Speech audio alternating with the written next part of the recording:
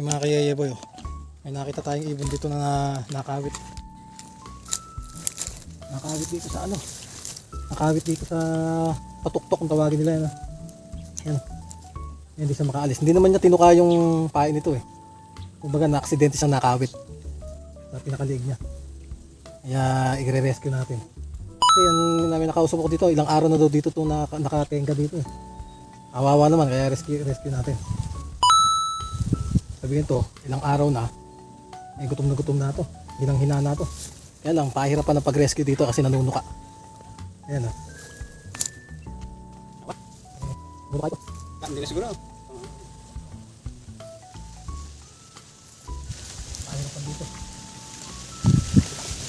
Ayan, matakma ko yung ulo niya. Napa naman ang vlog.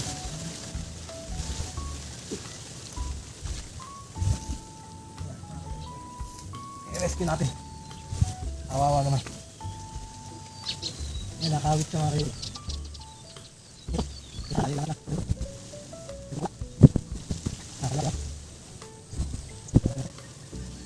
Kapait na pala. Nice! Mga kaya boy, oh. Natanggal na natin. Payat na oh. Sobra payat na.